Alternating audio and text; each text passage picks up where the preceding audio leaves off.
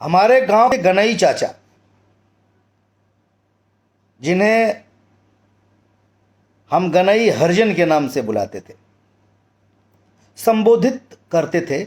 हालांकि गनई हरिजन उनका नाम था, लेकिन हम उन्हें गनई चाचा ही कहते थे। का चाचा, का हाल हो, ठीक बड़ा? तो चाचा बड़े प्यार, अरे बच्चा वाह कब आया? अरे बच्चा तू सुना इलाहाबाद पढ़ा ठवा? हम कहे हाँ चाचा।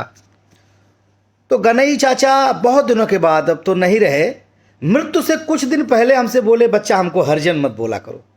हम कहे तब? मतलब संबोधन, हम तो उनको हरिजन भी कभी नहीं बोले, हम गनई चाचा ही बोलते थे। लेकिन बात जब उठी तो उन्होंने कहा, बच्चा हमका चमार बोला चली, लेकिन हमके हरिजन मत बोला।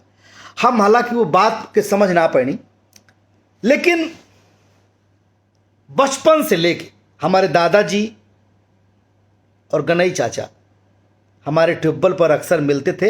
हमारे एक ट्यूबवेल गनई चाचा के दरवाजे पर है। गनई चाचा को उनकी बस्ती के लोग साहब कहते थे। थोड़ी जानकारी या पढ़े लिखे कम थे, लेकिन थोड़े ज़्यादा अकल थी उनमें।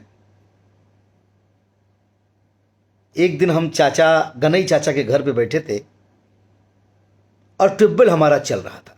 हमको प्यास लगी तो उनकी औरत, यानी कि जो गनई चाचा की वाइफ है, जिनको हम चाची कहते थे, तो बर्तन धुल कर पानी से अपने गिलास, कटोरी, चम्मच वहीं रख दिए।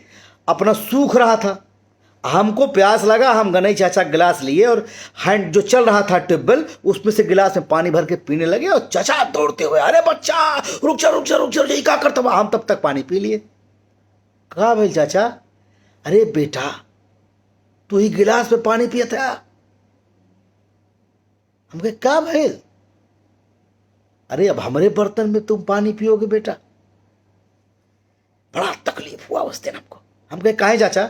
ना बाबू, कुछ भी हो, तू ठाकुर हवा, हम लोगों से बड़ा हुआ। हम उस दिन बहुत समझाए चाचा को, ना चाचा हम तो तुम्हारे थाली में खानो खाब।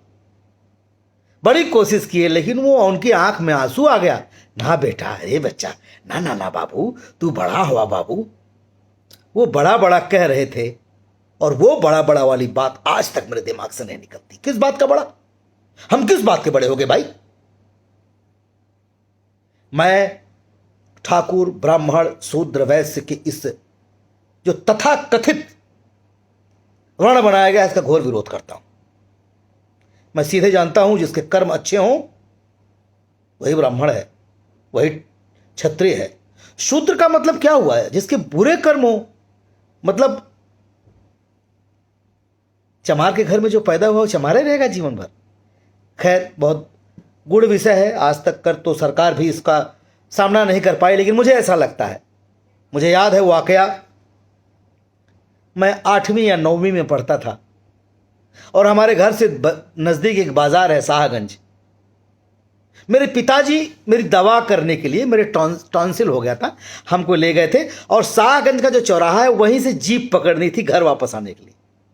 पिताजी एक चाय की दुकान पर हमको बिठाकर और चले गए। बोले हम आ रहे हैं बेटा कुछ सामान वामान लेने, और उनको आने में आधा घंटा लग गया।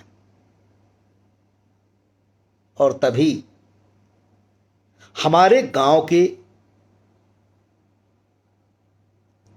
वही हमारे गनई चाचा बाजार गए थे शाहगंज। वो आए, वो भी जीप पकड़ने आए। बोले अरे बचवा तू यहां कैसे? हम कहे चाचा टॉन्सिल हो रहा ना, तो बाबू ले आए बाटन, गहन को दवाई लावे। फटाफट फटाफट तो छोला और समोसा मिक्स करके गर्मा गर्म बन रहा था और ले आए। ले बच्चा खाओ खाओ खाओ खाओ खाओ। मेरे आंखों में आंसू आ जा रहे हैं भाई साहब। मैं क्या बोलूं, मैं भावुक हो जा रहा हूं। जो शिद्दत से गनई चाचा ने मुझे वो खिलाया था।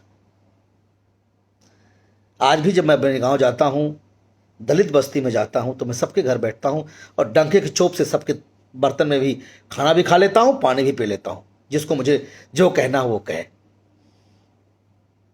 लेकिन मुझे आज तक ये बात समझ में नहीं आई कि इस व्यवस्था से कब समाज बाहर निकलेगा। चांद तक पहुंच गए हम, बड़ी बड़ी बातें करते हैं। इस गंदी कुरीतियों को दूर करिए। कोई ठाकुर नहीं, कोई ब्राह्मण नहीं, कोई शूद्र नहीं, कोई वैश्य नहीं। इंसान है, इंसान है। अच्छा इंसान होता है, बुरा इंसान होता है। बस ये जातिवाद से ऊपर उठिए।